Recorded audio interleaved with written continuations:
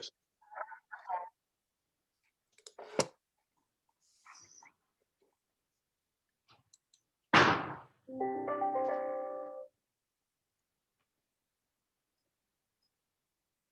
We'll just give people a minute to sign in and then we'll start.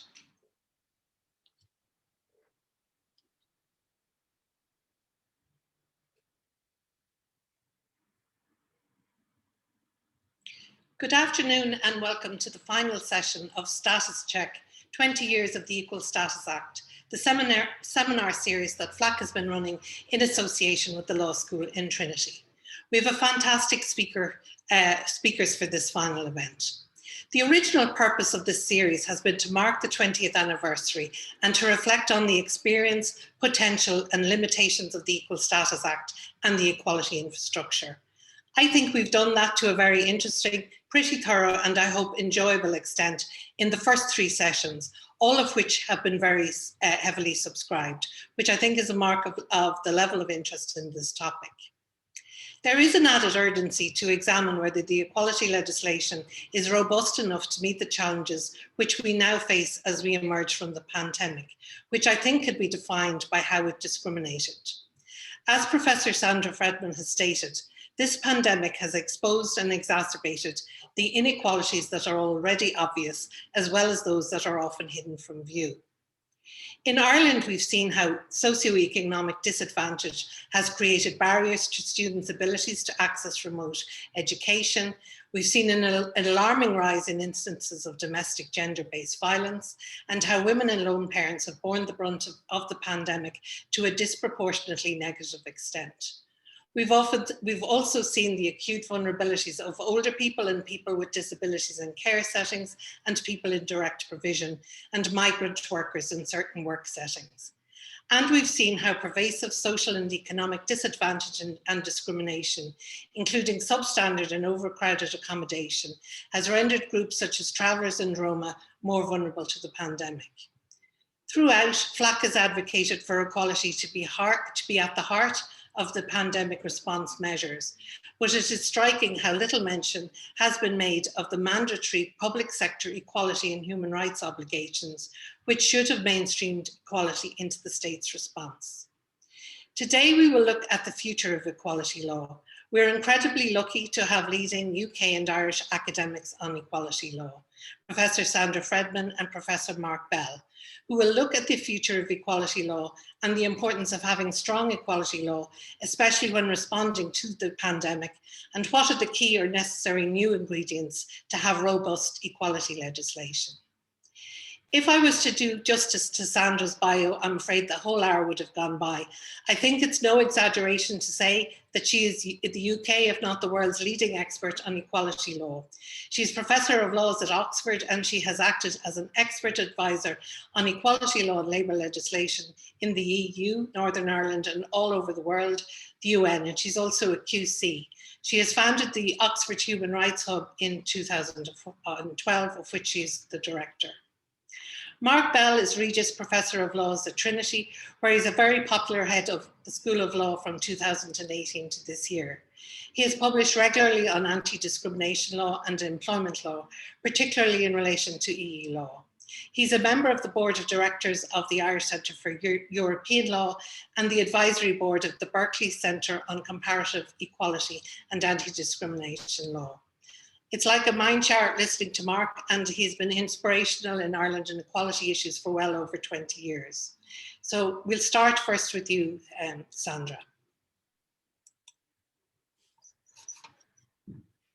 Well, thank you so much, Eilers, for that introduction. And I feel very honored and privileged to be here with everybody at this series of seminars that FLAC is giving to mark the 20th anniversary of the Equal Status Act. So as the COVID pandemic continues to rage through societies everywhere, the need for equality legislation becomes clearer than ever. At the beginning, it seemed like COVID was a great leveler. No one is immune from the disease, whether it's Boris Johnson or President Trump. But the reality is that, as Eilers said at the beginning, the COVID pandemic has exposed and exacerbated the deep fissures of inequality just below the surface, both within countries and between countries. Those in poorer or overcrowded housing found it difficult to socially distance. They find it difficult to work from home or to support their children in their education. Many people have poor digital connectivity or none at all. Many people in more precarious work lost their jobs. Others could not afford to stay away from work, risking their own safety to keep an income stream. Children dependent on school meals found themselves short of food, and the burden fell most heavily on women, on migrant workers, on people with disabilities, on children and older people and ethnic and other minorities. But at the same time, it has never been clearer that unless everyone is safe, no one is safe. Just as with the climate emergency, we require even greater solidarity, so the pandemic needs everyone to care about everyone else, both medically, economically, and socially. So the question of equality must be the front and center of our response to the disease, to the climate emergency, and to the other pressing issues that are facing us now. So the question then is, what role can equality legislation play in the commitment to build back better, which we are hearing from politicians everywhere? This is a big question and many things can be said, but here I'm going to focus on three, which I think are achievable within structures of equality legislation and can make a big difference. And they are firstly, intersectionality, secondly, socioeconomic disadvantage, and thirdly, the role of proactive duties, such as the public sector equality duty. So I start with intersectionality. And once again, COVID has shown more powerfully than ever that discrimination and inequality don't affect groups in self-contained or sealed compartments. Everyone has multiple identities. If you're a woman, you're also white or black, migrant or settled, poor or middle class, young or old, able-bodied or with a disability, straight or gay. Discrimination is experienced differently if you're a young woman or an old woman, a poor woman or rich woman. Care workers who've been most exposed to the risk have often been migrant ethnic minority women, many of them single parents. Yet many non-discrimination statutes still set out grounds as if they were self-contained, sealed categories. If you want to bring a claim on grounds of gender, women have to compare themselves to men, race, Black people to white people. And that means that people with overlapping characteristics fall through the cracks, as Kimberly Crenshaw in her powerful, groundbreaking work showed years ago. This was a famous case where Black women were made redundant first. If they argued that they were treated worse than men, that is discrimination on grounds of gender, the response was that there were also white women who were not laid off, who were not treated badly. And if they argued that it was on the basis of race that they were treated worse than whites, the response was that Black men were not treated as badly. So they fell through the cracks and there was no space for them within discrimination law. The irony of it then is that the more disadvantaged you are, the less possible it is to get protection from equality legislation. But the answer isn't not very difficult within equality legislation. Instead of listing grounds in an exhaustive way, legislation can simply include a list of grounds and then say, on one or more grounds such as these. For example, the South African Constitution, section 9.3 says, the state may not unfairly discriminate against anyone or on one or more grounds, including, and then there's quite a long list of grounds. Just this year, there was a groundbreaking case in South Africa which showed the importance of this.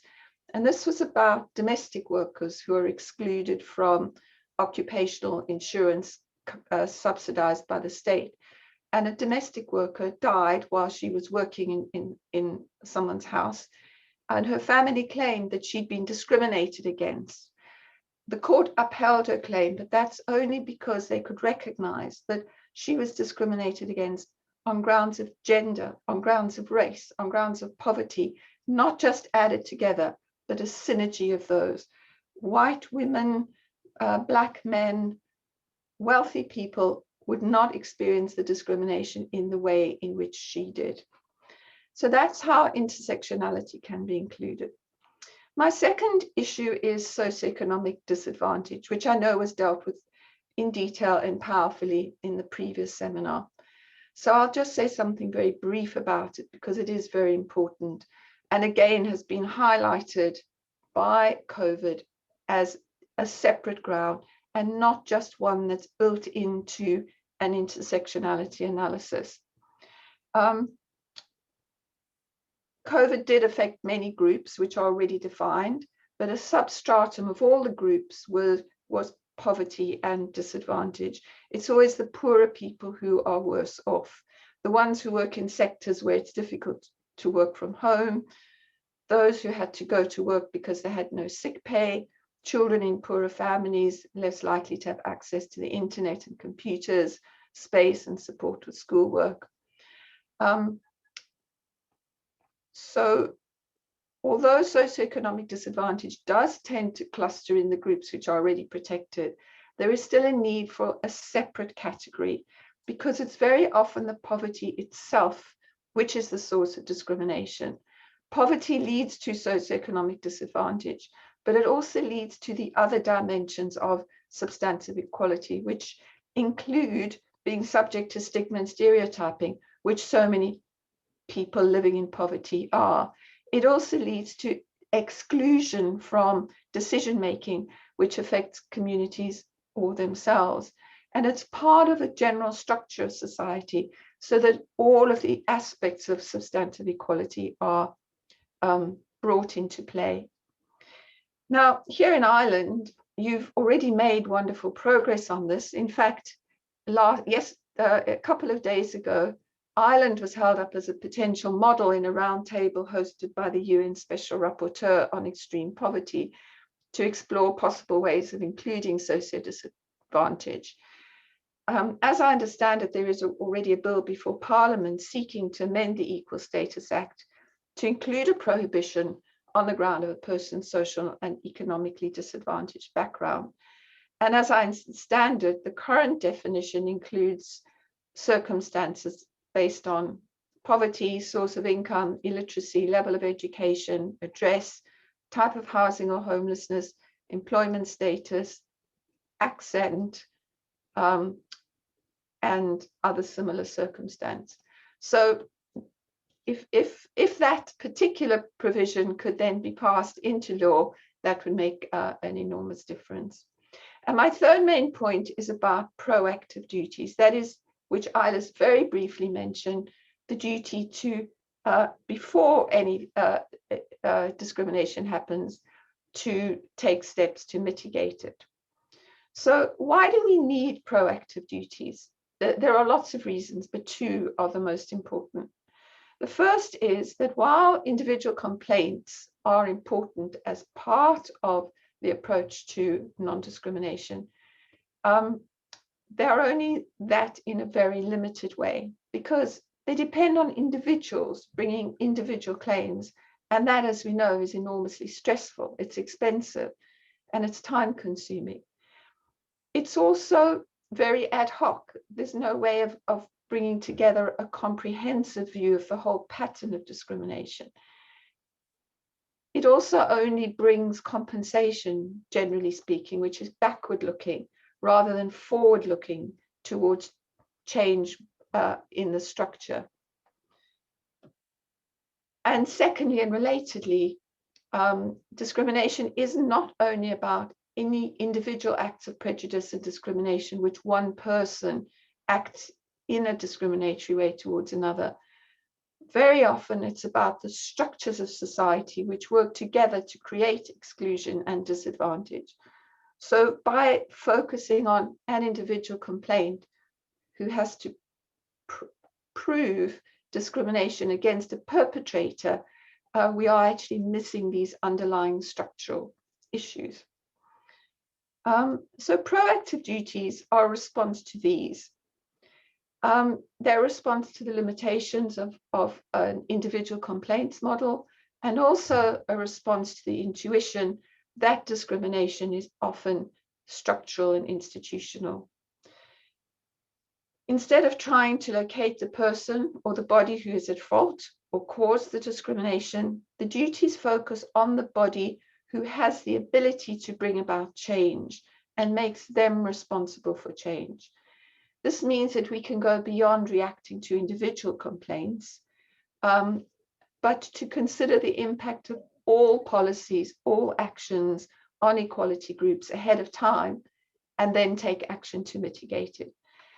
Proactive duties also include the duty to seek out unlawful discrimination in the absence of a complaint. They're often also less adversarial and more likely to achieve a constructive outcome.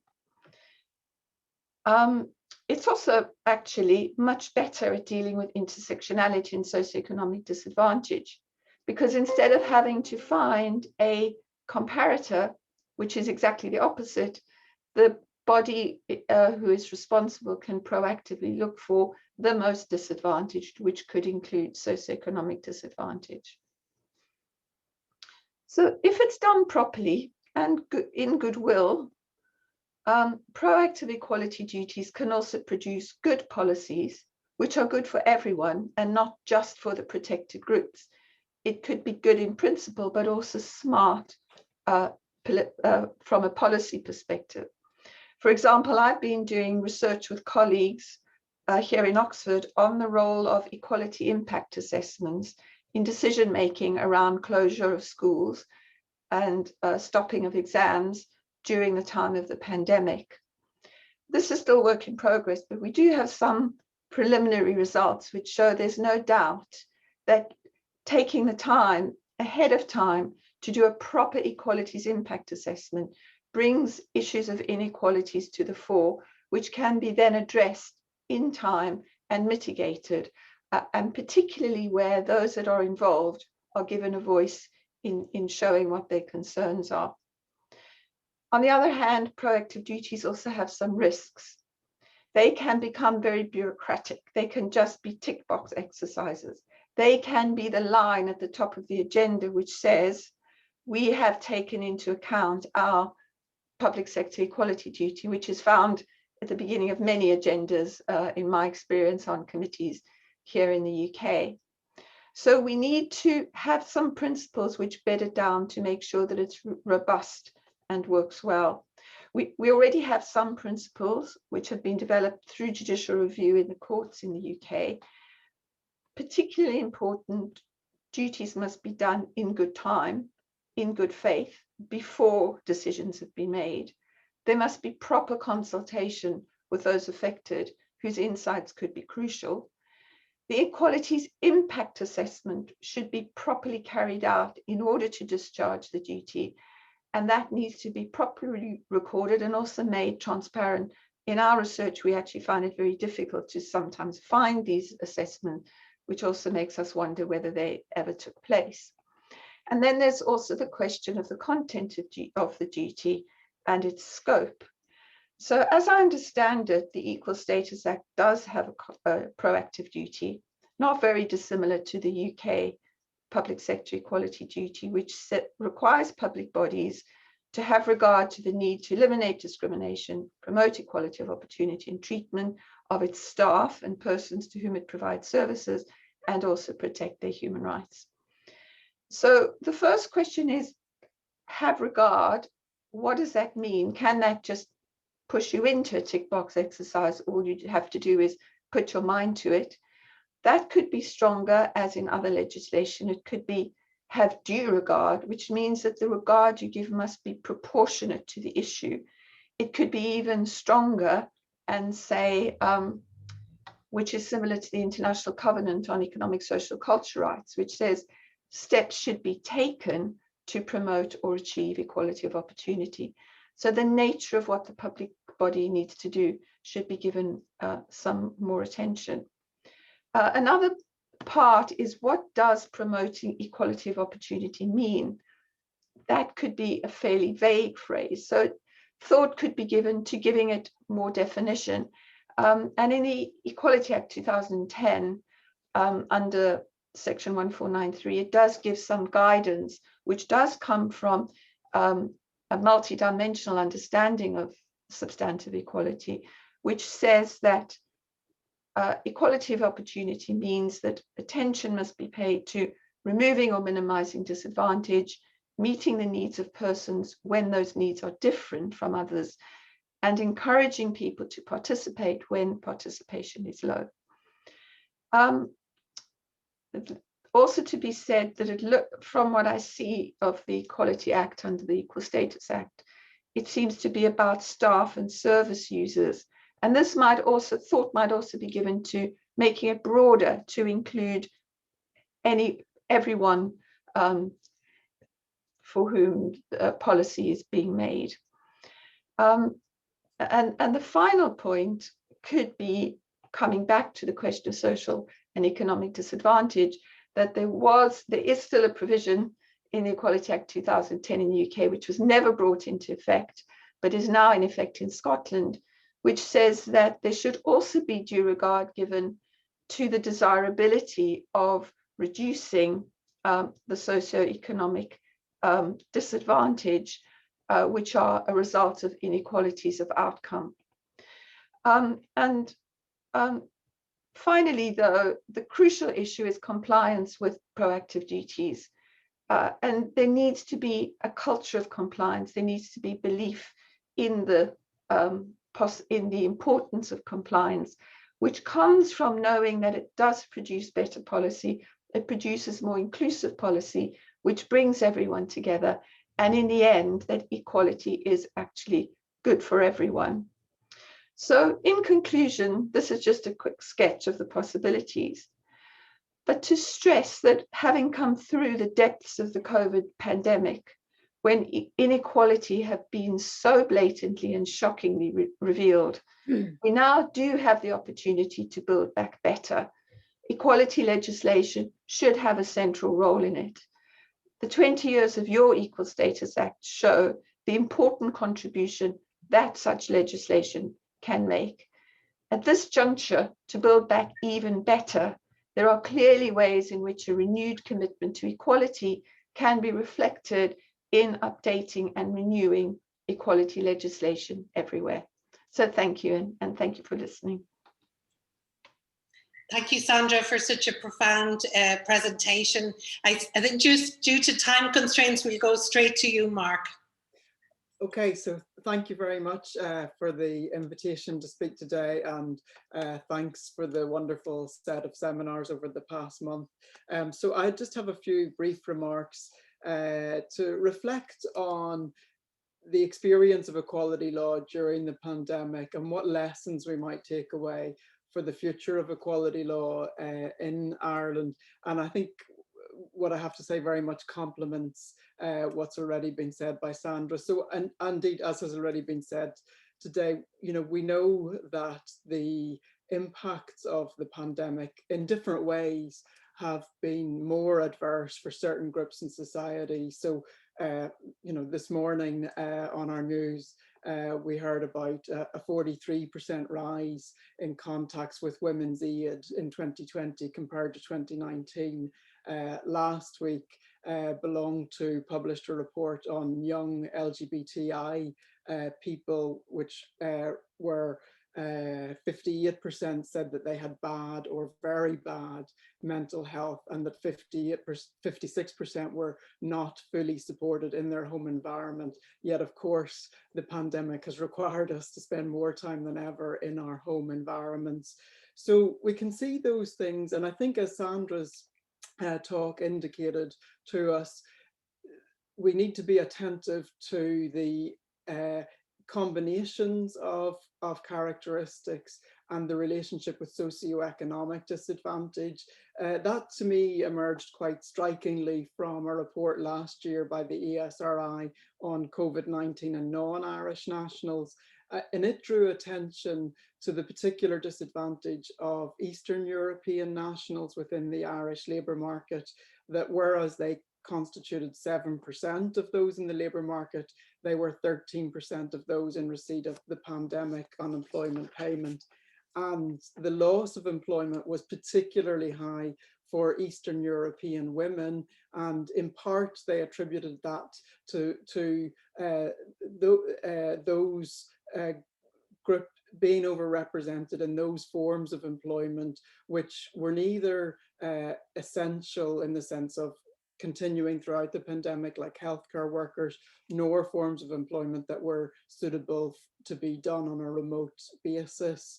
And that couples with what we already know about disadvantage, and another ESRI report recently on decent work in Ireland identified that Eastern European nationals had the highest rates of low hourly and weekly pay.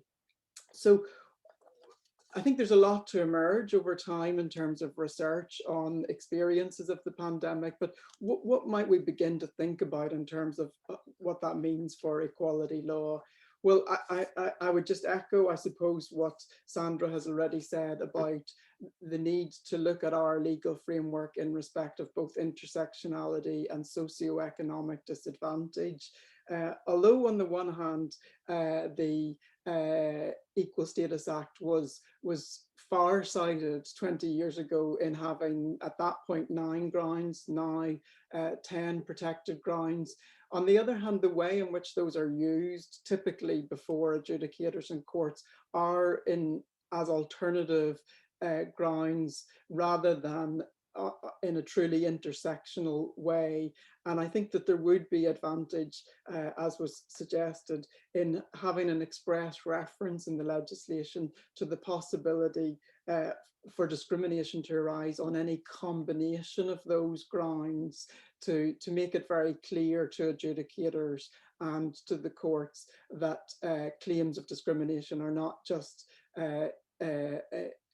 either or in addition, but they can also be in combination. And if socioeconomic disadvantage is added as a further ground, that would obviously open the door for that kind of analysis, combined analysis as well. I think one thing that the pandemic has reminded us is of the central position of the state and the functions of the state. So, during the past year or longer, the state has had to take a range of exceptional measures, both to try to protect public health, but also to mitigate the impacts of those restrictions socially and economically. So, but that draws our attention to one of the deficiencies of the Equal Status Act, which is the exemption found in section 14 that says that nothing in this act shall be construed as prohibiting the taking of any action that is required by or under any enactment. So the Equal Status Act cannot be used, it seems, to challenge discrimination that arises from an enactment, which could be either an act of the Oireachtas or a statutory instrument. We see that most recently in a decision of the High Court AB and the Road Safety Authority. That was a case where an asylum seeker applied for a learner driving license permit, but there was, in the view of the High Court, a requirement that you had to be entitled to reside in Ireland in order to hold a driving license permit. And as the asylum seeker did not meet that requirement, they could not. But that practice, that could not be challenged under the Equal Status Act because it was grounded in a statutory instrument. So it was not amenable to scrutiny under the Equal Status Act. So it shows us that if the Equal Status Act cannot extend to reviewing public measures when they take the form of an enactment, then that blunts or weakens its impact. And I mean, we've had some examples during the course of the pandemic of measures that did need that level of scrutiny. So for example, for an initial period of time, those who resided in direct provision and who lost their jobs were not eligible for the pandemic unemployment payment. That was subsequently changed, but and we also had the example of those who were on maternity or family leave initially were not eligible for the temporary wage subsidy scheme. Again, that was subsequently rectified, but they're examples of why state action does need to be open to review within discrimination law.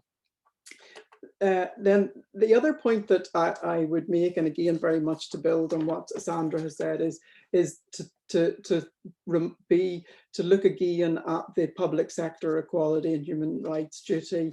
Clearly, in the context of an emergency, the ability to litigate to challenge discrimination is constrained, and often litigation is backward looking. It's dealing with discriminatory actions and incidents that have already happened and trying to remedy them after the event.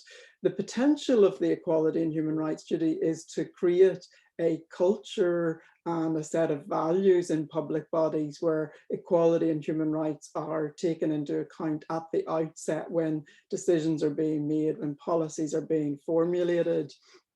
And indeed, the Irish Human Rights and Equality Commission, IREC, issued guidance last year reminding public bodies that the statutory duty applied in emergency situations and encouraging bodies to incorporate it into their COVID-19 response and recovery plans. However, research undertaken by some of my colleagues in Trinity Law School and published by IREC recently, Ireland's emergency powers during the COVID-19 pandemic, found that at the highest levels of decision making, it was unclear how or to what extent the statutory duty had been given weight. So they found that it was unclear how the equality duty was applied by NEFIT in its recommendations to government, and the report also states it's difficult to avoid the conclusion that the delegation of legislative power to the Minister for Health has resulted in a black hole for the consideration of human rights and equality concerns. So I think looking ahead, we need to re-examine the framework of the existing public sector equality and human rights duty to see how it could be strengthened and more embedded. And I think we've had a number of very helpful and constructive suggestions already from Sandra. I mean, some observations that I would add. As it stands, the statutory framework is rather minimal, and I think it would be advantageous to have more detail in the legislation on what this duty entails, such as obligations of collecting equality data, to consult with affected groups, to conduct equality impact assessments. The legislation does provide for the possibility of a statutory code of practice to flesh out yet further how it's to be implemented by public bodies, but no such code of practice has ever been adopted. I think it's also necessary that we do confront the question of what happens where there's a failure by a public body to comply with the duty. And at the minute, the measures provided for by the law are rather mild.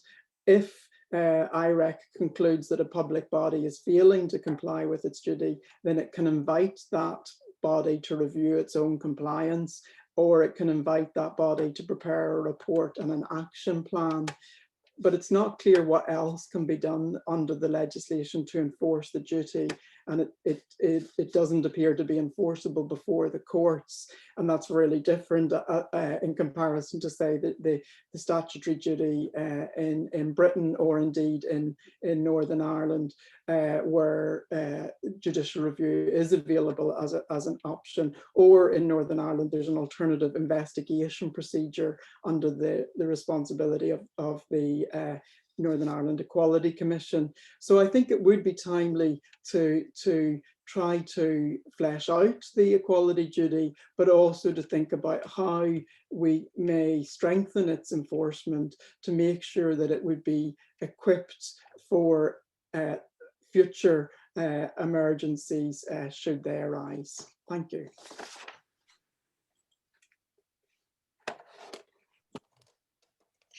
Thank you so much, Mark and Sandra.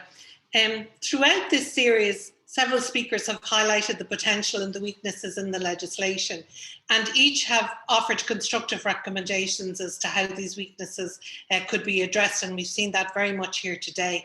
I can't attempt to do justice to what the speakers have said, but in a very quick summary, it is included, as Mark has said, firstly, bringing the state and public bodies when carrying out their functions explicitly within its ambit, so that bodies like An Garda Síochána and the prison service are clearly brought within the prohibition on discrimination. And Mark mentioned the recent High Court judgment, which has enlarged to a worrying extent the exemptions in the Act that applies to the state, and that needs to be reviewed and amended. We very much welcome the commitment in the programme for government to introduce a socio-economic ground, and Sandra has laid out the necessity for so doing. The Equality Bill 2021 contains a very useful and workable definition of such a ground. We've seen how the legislation needs to provide protection against intersectional discrimination, and it's interesting to see how easy that can be achieved, as Sandra has pointed out. The provisions in the Equal Status Act, which place a very limited obligation on service providers and schools, etc., to make accommodation for people with disabilities, that needs to be greatly strengthened and the exemptions amended to ensure compliance with the UN CRPD. And we've seen how important it is to strengthen the public sector equality and human rights duties, particularly in relation to enforcement provisions. From an access to justice perspective, we believe there needs to be legal aid available in discrimination claims under the equality legislation. The provisions of the Intoxicating Liquor Act, which transferred the jurisdiction for certain claims to the District Court away from the WRC, that needs to be changed. And finally, the procedural barriers which require a potential claimant to write to a potential respondent within 2 months of the act of discrimination, that also needs to be repealed. It's my very great pleasure to introduce Roderic O'Gorman, Dublin West TD, and Minister for Children, Equality, Disability, Integration and Youth to provide the closing address. We look forward very much to working with his department on a number of key issues. His department has taken over the funding of FLAC's Roma Clinic Legal Service, and we're currently engaging with the Anti-Racism Committee based on FLAC's experience with the Traveller Clinic and the dedicated Traveller Legal Service. Roderic.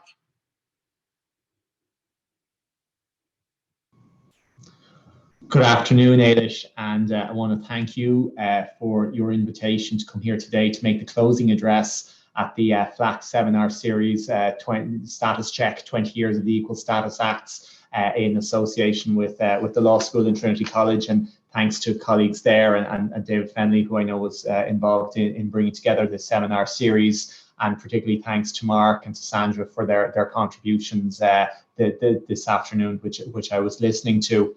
And I think we know that significant advances have been made in recent years regarding, in part of our efforts to address inequality in Irish society.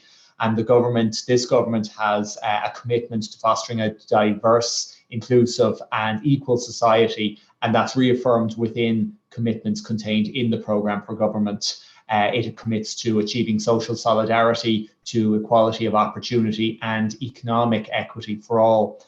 And one of the key ways in which our equality agenda is advanced is through a range of equality strategies that are overseen and coordinated by my own department. These act as a central part of the government's framework towards achieving and advancing equality. And these strategies includes the National Traveller and Roma Inclusion Strategy, the National Strategy for Women and Girls, the Migrant Integration Strategy, the National Disability Inclusion Strategy, and the National LGBTI+ Inclusion Strategy, as well as the National LGBTI+ Strategy for Youth and the Comprehensive Employment Strategy for people with disabilities. And look, some of these strategies are actually nearing their conclusion at the moment, and my department will be undertaking an independent evaluation to examine how they operated over the last 3 or 4 years. And I'll be engaging with stakeholders in particular to look to see how we can bring forth future strategic policy, a policy that is both measurable and effective. And I'm certainly committed in the next iteration of these strategies to have a stronger outcomes-focused approach, because that's certainly some of the feedback I chair the working groups for each of these committees, and the lack of outcome-focused points within each strategy is something that a lot of the participants have brought up in our meetings. And look, the dialogue around equality, and in particular the dialogue around racism that we've had in this country over the last year is particularly welcome, considering the year we've had with COVID-19 and with the Black Lives Matter movement highlighting inequalities across the world and here in Ireland as well.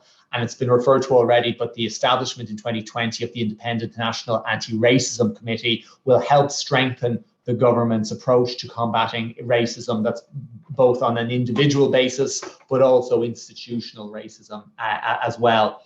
And the remit of that committee is to draw up a new action plan against racism for Ireland. And that's again in line with a commitment contained within the programme for government. And we haven't had a national anti-racism strategy, a national anti-racism action plan since 2008. So I think that's really important. And this committee is going to examine international best practice in combating racism, and will benchmark what we do off international standards. I published the interim report of the National Anti-Racism Committee in April, and that sets out initial ideas for its work. But the committee is now in the next stage of its work towards drafting the national action plan. It's undertaking fairly significant consultations now up until early July. So I'd advise any of you who have an interest in contributing to that to do so, either through yourself or through your own networks. That consultation is open until the 14th of July. And during this phase, the National Anti-Racism Committee will consult with stakeholder organisations and also, of course, with members of the public who themselves have been affected by racism, and in so doing gain insight into how best to tackle racism. And linked to this, last week I also met with the Garda Commissioner, and in particular in my role as Minister for Equality, and also in my role as a TD in Dublin West, where we saw the very tragic killing of George and Cheno earlier on in this year. And I was speaking to the Garda Commissioner in terms of Garda Síochána's own response to the issues of racism within our society, and also within Garda Síochána as well. I think we're speaking today in the context of a 20-year review, a 20-year look back on the equality legislation. And 20 years is a long time in life, but it's a particularly long time in legislation. And I think we'd all recognise that the Equality Acts have served us well in providing a legal framework for supporting equality in society. These acts send a message that discrimination won't be tolerated, and that there is an obligation on employers, on service providers to address and to prevent discrimination. But I'm also very much aware that this legislation, which has been much amended on a somewhat piecemeal basis over the years, the legislation could benefit from a critical eye.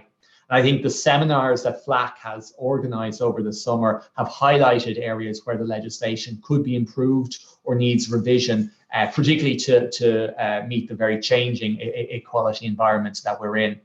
And the programme for government recognises this fact, and it contains two commitments which have implications for the Equality Acts. The first relates to the gender ground as it currently exists under the legislation, and it makes a commitment to amend the gender ground to ensure that someone discriminated against on the basis of their gender identity is able to avail of this legislation. And as we've been very clear within government, everyone is entitled to live their life, live their life in their true identity, and be who they are, whether they be at home or whether they be at work or within greater society.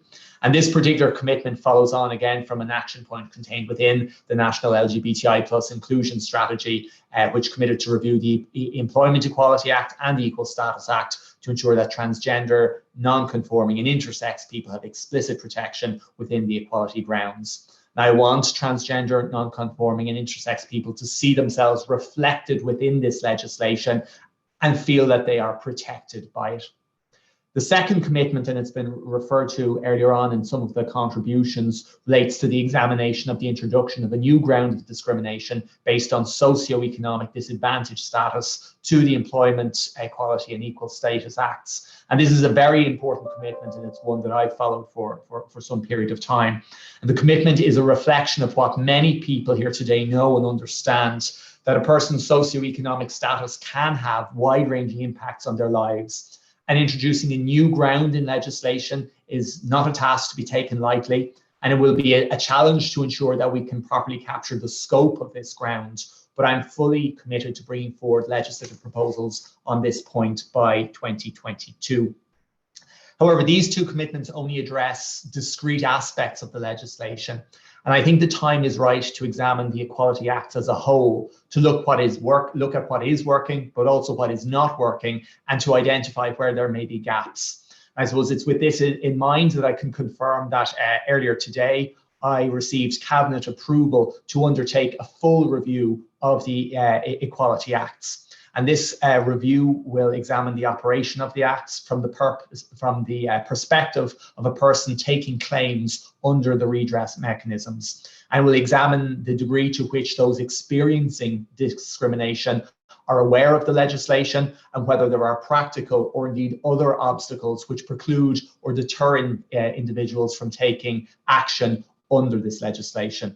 And the review will include the programme for government commitments on the introduction of the socioeconomic ground for discrimination and the amendment of the gender ground. It will also include a review of current definition for other grounds, in particular including the definition related to disability. And the review provides an opportunity to review other issues arising, including whether or not further additional equality grounds should be added, whether existing exemptions should be removed or modified, and whether or not the existing legislation adequately addresses the issue of intersectionality. And I know that was something Sandra gave us some good insights into how legislation could better address that. The review will also examine issues that have been raised by IREC or raised in the context of reporting to international treaty bodies. And look, I know Mark indeed had a significant number of suggestions as well as to other areas that we could look at in terms of improving the functionality of these pieces of legislation. And I want to review to examine also issues which may not currently be reflected in the legislation, but which have implications for its good operation.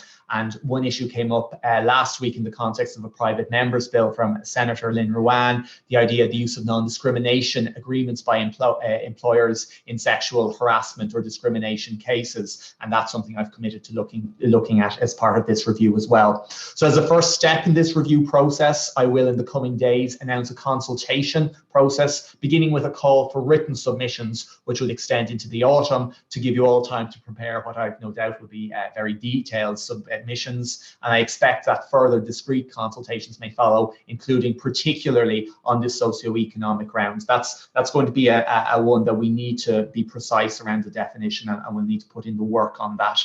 I'm fully aware that this review will be an extensive undertaking.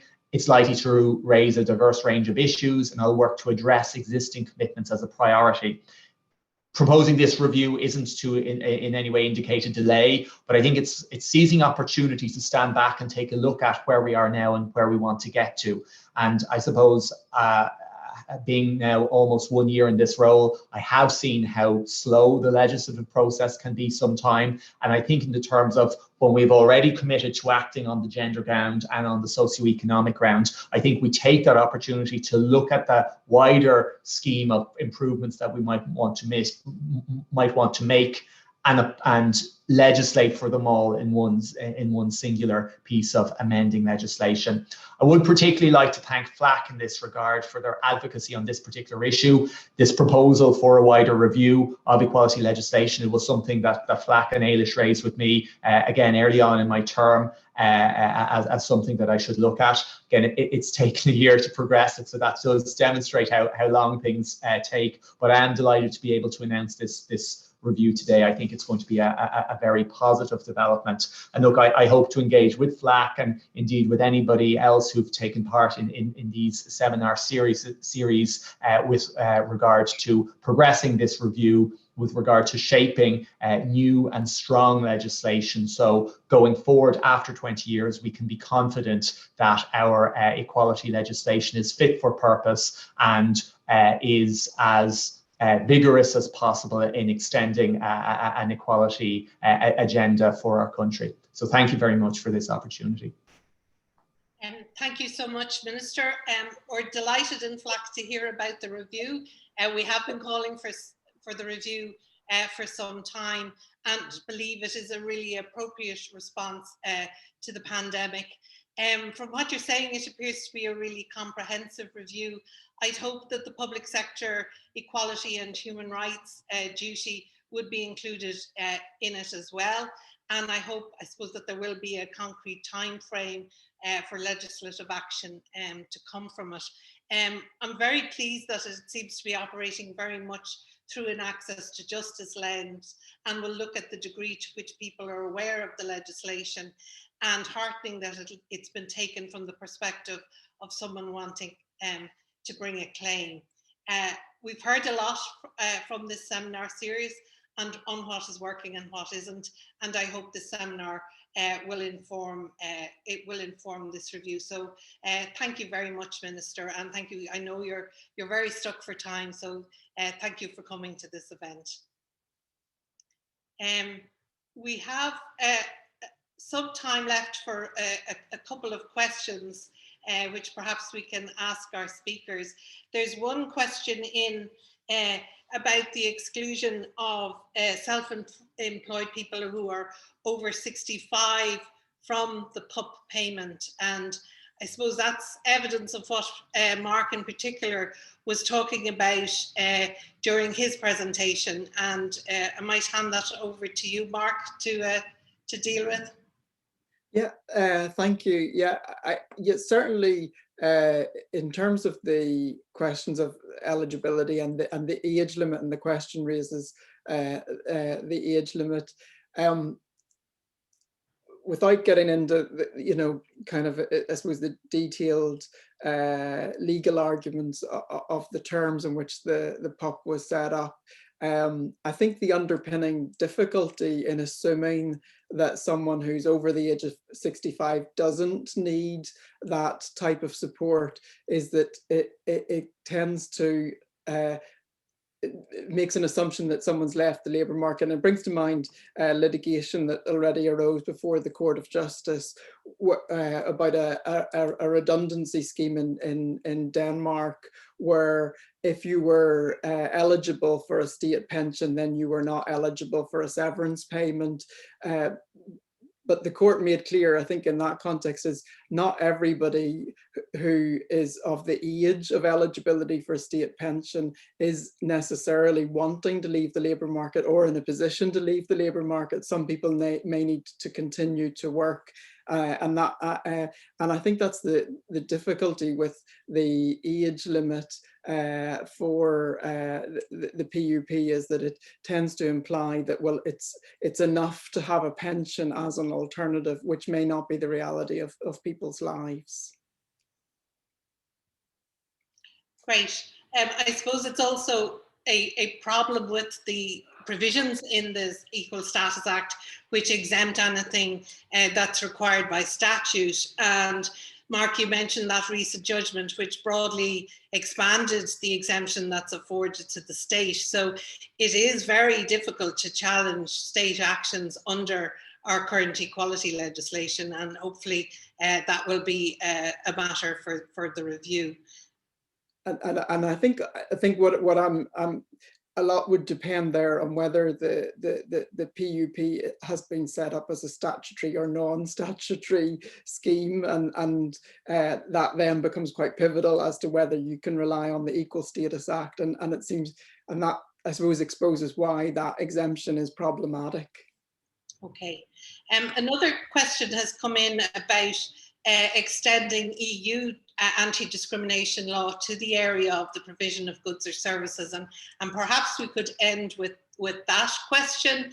Sandra and Mark, if you've any comments about the lack of EU development in the area of goods and services, because it's really impacted on our domestic legislation, particularly in relation to the grounds that don't have any overarching EU protection, such as disability, where our provisions remain extraordinarily weak? Yes, I could say yes, it has been very disappointing. As we know, the Race Directive and now also Gender Directive do cover housing, social services, social security, etc. And it doesn't look like progress is going to be made. As far as I understand it, that's been shelved in favor of the social pillars and the family reconciliation provisions. But what I should stress is that EU law is only a minimum. It's not a maximum. It's a minimum, a floor below which domestic legislation should not fall. But there is every reason and to improve on what EU legislation requires. So certainly lots of European and other anti-discrimination provisions do provide that there should be non-discrimination across the board for goods and services, and that part of this review should certainly, if I may say, include that, particularly if there's going to be an intersectionality provision, because it doesn't make any sense to have intersectionality if you then have a hierarchy in terms of the scope. You know, if you don't have protection for goods and services for people with disabilities, then if you get an intersectional claim for somebody who's a Black person with disabilities, they're going to have to choose which route they go down in order to get their protection. So I think there's everything to be said for improving on that EU floor. And again, I think to also bear in mind that there is the European Convention on Human Rights, which does have a very wide ambit in terms of that all of the individual rights have to be provided without discrimination.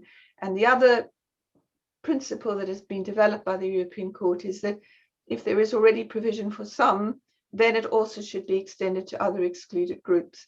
So there's a human rights impetus to make sure that there's comprehensive protection for all protected groups. Thank you. Great. Mark, do you want to add to that? Just to say, I mean, unfortunately, the EU's proposed directives requires unanimous agreement in the member states, and I think we're all aware that there are at least 1 or 2 member states who are very unlikely at the minute to give their support for more anti-discrimination legislation. But I think what Ireland also needs to bear in mind is that it has ratified the UN Convention on the Rights of Persons with Disabilities.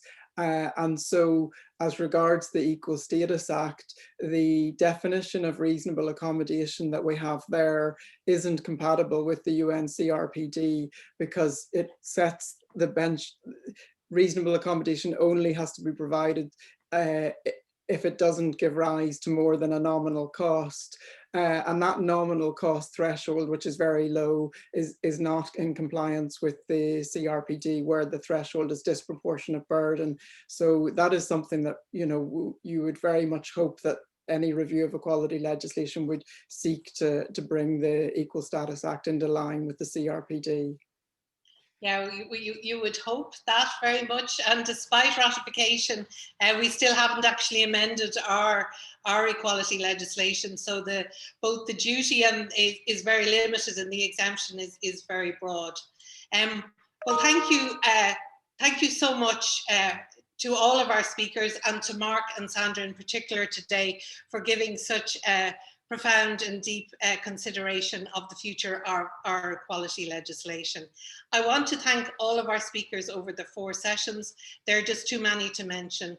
People have given so generously of their time, experience and expertise, and I think we've had a very informative, interesting and stimulating series, which I hope will now inform the review. The recordings will be available online, and a huge thanks to the interpreter Orla here today. And a huge thanks also to the mighty FLAC team, Chris Bowes, Susan Dennehy and Caroline Smith, and to Sean O'Brien in TCD. A final word of thanks to our partners in the Law School in Trinity, and especially David Fennelly, who had the original idea for the seminar last year and kindly and very patiently allowed FLAC to piggyback on it. So thanks, David. That's it, folks. Thank you very much. We'll say goodbye. Thank you very much to everyone. Thank you. Thank you.